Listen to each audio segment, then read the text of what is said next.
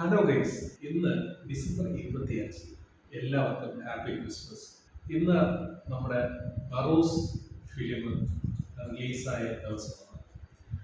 എനിക്ക് സെക്കൻഡ് ഷോയിലാണ് എനിക്ക് ടിക്കറ്റ് കിട്ടിയത്. എന്തായാലും നല്ലൊരു എക്സ്പീരിയൻസ് തന്നെയായിരുന്നു. ഒരു സിനിമ പ്രേമി എന്നുള്ള നിലയ്ക്ക് നല്ലൊരു ഓപ്ഷൻ തന്നെയാണ് ബറൂസ്.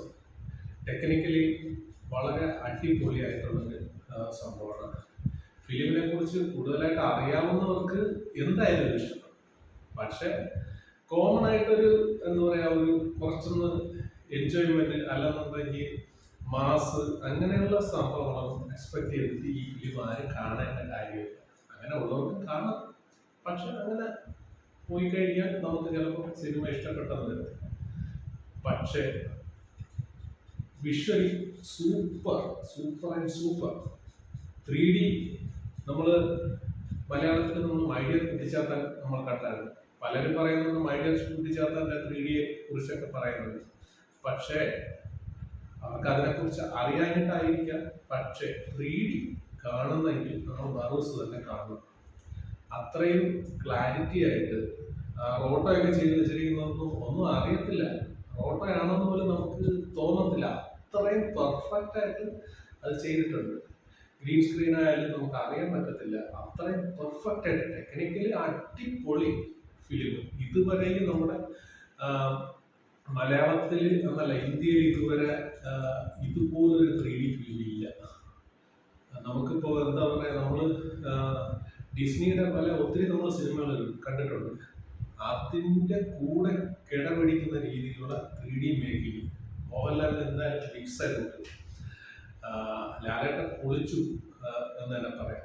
അതിൽ ഒരു കാര്യം എനിക്ക് തോന്നിയത് എഡിറ്റിങ്ങിൻ്റെ ടെക്നിക്കലി ഉള്ള കാര്യങ്ങളാണ് ഞാൻ കൂടുതലായിട്ട് പറയുന്നത്. അപ്പോൾ എഡിറ്റിങ്ങിൽ ഫൈറ്റ് സീൻസ് എഡിറ്റ് ചെയ്തിരിക്കുന്നത് കുറച്ചുകൂടെ ബെറ്ററായിട്ട് എഡിറ്റ് ചെയ്യാൻ, കട്ടൊക്കെ കൊടുത്തിരിക്കുന്നത് എന്താ പറയുക, റഫ് കട്ട് ചെയ്തിരിക്കുന്ന ഒരു രീതിയിൽ ആ ഒരു ഫൈറ്റിന്റെ സീക്വൻസ് ചെയ്തിട്ടുണ്ട്. അതായത് ആ ഓരോ ക്യാരക്ടർ, വില്ലൻ ക്യാരക്ടർ കയറി വരുന്ന ഓരോ സീൻ, വില്ലൻ എന്ന് പറയുമ്പോഴത്തേക്ക് മോഹൻലാലിനോട് ഫൈറ്റ് ചെയ്യുന്ന ഓരോ ക്യാരക്ടർ കയറി വരുന്ന ഒരു സ്റ്റെപ്പ് നമുക്കത് ഇതായിട്ട് തോന്നാം. എനിക്കത് മാത്രമാണ് സ്ട്രൈക്ക് ചെയ്തത്. വേറെ പ്രത്യേകിച്ച് നമുക്ക് മോശമായിട്ടൊന്നും പറയാൻ പറ്റത്തില്ല.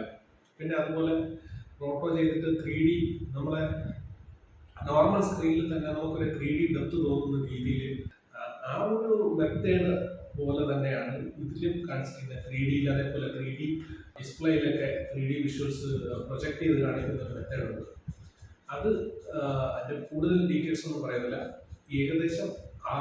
ഏകദേശം നല്ല അതുപോലെ അതിനേക്കാൾ മികച്ച രീതിയിൽ തന്നെ ഇതിലും ഫ്രെയിം നമുക്ക് 3D ഗ്ലാസ് ഇല്ലാതെ തന്നെ കാണുമ്പോൾ അത് ബെറ്റർ ആയിട്ടുള്ള രീതിയിലാണ്. അതായത് 3D ആയിട്ട് നമുക്ക് തോന്നാം. ആ ഒരു രീതിയിൽ തന്നെയാണ് ഇതിൻ്റെ 3D ചെയ്തിരിക്കുന്നത്. എന്തായാലും അടിപൊളിയായിട്ട് ചെയ്തിട്ടുണ്ട്. പിന്നെ സിനിമ ക്ലാസ് സിനിമ എന്നേ പറയാൻ പറ്റത്തുള്ളൂ. മാസ് സിനിമയോ അല്ലെന്നുണ്ടെങ്കിൽ ലവ് സ്റ്റോറിയോ അങ്ങനെ ഒരു ഇതല്ല. സിനിമ ക്ലാസ് സിനിമയാണ്. ക്ലാസ് എന്ന് പറഞ്ഞു കഴിഞ്ഞാൽ അതിൻ്റെ സ്റ്റോറി ടെല്ലിംഗ് ഒക്കെ ഭയങ്കര രസമാണ്. ഒരു ഫ്ലോയിൽ തന്നെയാണ്. നമ്മൾ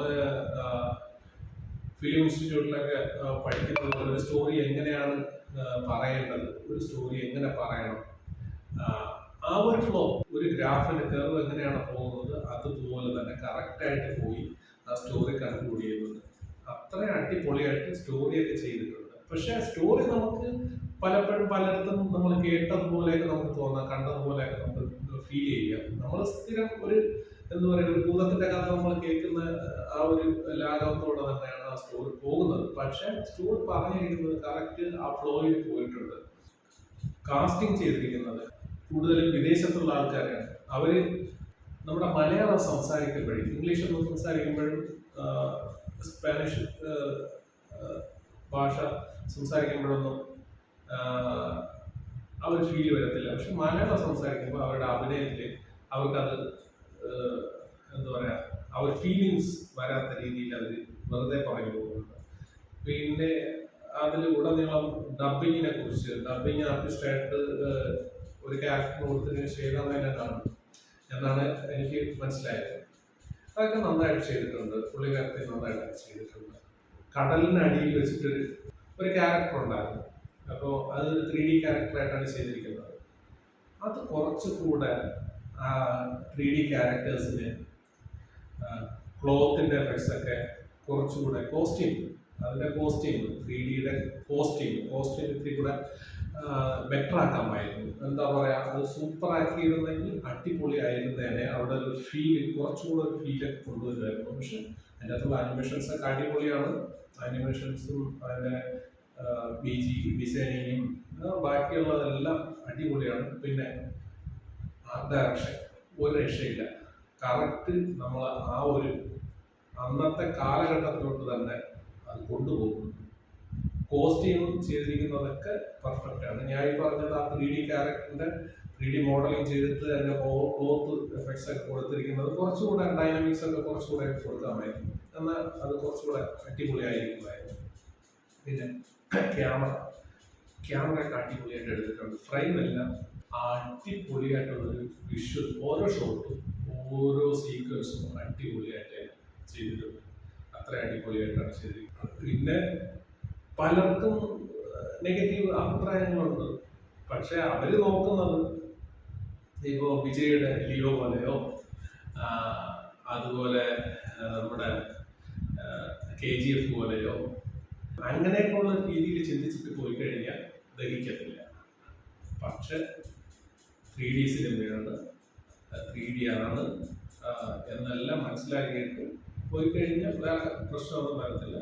കണ്ടുകൊണ്ടിരിക്കാം. പിന്നെ ഇടയ്ക്ക് കുറച്ച് ലാഗ് ഫീൽ ചെയ്യുന്നുണ്ട്. പക്ഷെ അത് പിന്നീട് കൺക്ലൂഡ് ചെയ്യുമ്പോഴത്തേക്കും അതൊരു ലാഗായിട്ട് തോന്നില്ല. അത് ആ ഫ്ലോയിൽ തന്നെയാണ് പോകുന്നത്. മനസ്സിലാകുന്നത് ഇടയിൽ ചെറിയൊരു ലാഗ് അങ്ങനെ നമുക്ക് അത് ഫീൽ ചെയ്യും. പക്ഷെ അത് എന്തായാലും അടിപൊളി സിനിമ, എല്ലാവരും പോയി കാണുക. നമുക്ക് ഇന്ന് നമ്മൾ ഇന്ത്യയിൽ കണ്ടിട്ടുള്ളതിൽ വെച്ചിട്ട് ഏറ്റവും അടിപൊളി ഒരു 3D ഫിലിമാണ്. അതുകൊണ്ട് ആരും മിസ് ചെയ്യരുത്. നമ്മൾ തിയേറ്ററിൽ പോകാതെ നമ്മൾ വീട്ടിലിരുന്ന് കണ്ടെന്ന് പറഞ്ഞാൽ നമുക്ക് അതിലൊരു എഫക്ട്സും കിട്ടൂല. നമ്മൾ വെറുതെ ഒരു സിനിമയൊക്കെ കണ്ട് പോകുന്ന ഒരു പ്രതീതിയെ കിട്ടത്തുള്ളൂ. പക്ഷെ ഇതിൽ എന്താ പറയുക, നമ്മുടെ ഫ്രണ്ടിലോട്ട് ഇത്രയും ഡിസ്റ്റൻസിൽ കയ്യും അല്ലെങ്കിൽ ഈ കുന്തങ്ങളും ഇതൊക്കെ വരുന്നത് എഫക്ട്സ് എല്ലാം അടിപൊളിയായിട്ട് ചെയ്തിട്ടുണ്ട്. ഒരു രക്ഷയില്ല, സൂപ്പറായിട്ട് ചെയ്തിട്ടുണ്ട്. എന്തായാലും ടെക്നിക്കലി സൈഡ് നോക്കുകയാണെന്നുണ്ടെങ്കിൽ ഒന്നും പറയാനില്ല. ലാലേട്ടൻ അത് പഠിച്ച് മനസ്സിലാക്കി സൂപ്പറായിട്ട് ചെയ്തിട്ടുണ്ട്. ലാലേട്ടൻ നല്ല എഫർട്ട് എടുത്തിട്ടുണ്ട് അതിന് ടെക്നിക്കലി കാര്യങ്ങൾ ചെയ്യാനും ഇതിനൊക്കെ വേണ്ടി. പുറത്തുള്ള ആൾക്കാരാണ് ചെയ്തിരിക്കുന്നത് എന്ന് പറയുന്നു. അപ്പോൾ അങ്ങനെ ആയാൽ പോലും ആര് ചെയ്തതായാലും ഇത് അടിപൊളിയായിട്ട് ചെയ്തിട്ടുണ്ട്. എന്തായാലും നമ്മുടെ ഇന്ത്യയിൽ വെച്ചിട്ട് ഏറ്റവും അടിപൊളി ഫിലിമാണ്. എല്ലാവരും പോയി കാണുക. നെഗറ്റീവ് പറയുന്നത് പറഞ്ഞോട്ടെ, പക്ഷെ നെഗറ്റീവ് പറയുന്നത് കേട്ടിട്ട് പോകാതിരുന്നു കഴിഞ്ഞാൽ, കാണാതിരുന്നു കഴിഞ്ഞാൽ നമുക്കതൊരു വലിയൊരു മിസ്സായിട്ടല്ല മാറും. നമുക്ക് ഉറപ്പാണത്, നമുക്കത് മിസ്സായിട്ട് തോന്നും പിന്നീട്. അത്ര അടിപൊളിയാണ്, നല്ല സിനിമ തന്നെയാണ്. പിന്നെ ഈ ചെറിയ സംഭവങ്ങളൊക്കെ ഉണ്ട്. പക്ഷെ ആ ഹൈപ്പില്ലാതെ പോവുക, അത്രേ ഉള്ളൂ. ഹൈപ്പ് വെച്ചിട്ട് പോകുകയാണെന്നുണ്ടെങ്കിൽ ഇഷ്ടപ്പെടുന്നത്. എന്തായാലും എൻ്റെ വീഡിയോ ഇഷ്ടപ്പെട്ടെന്ന് വിചാരിക്കുന്നു. പുതിയൊരു വീഡിയോ ആയിട്ട് നമുക്ക് വീണ്ടും കണ്ടുമുട്ടാം. എല്ലാവർക്കും ഗുഡ് നൈറ്റ്.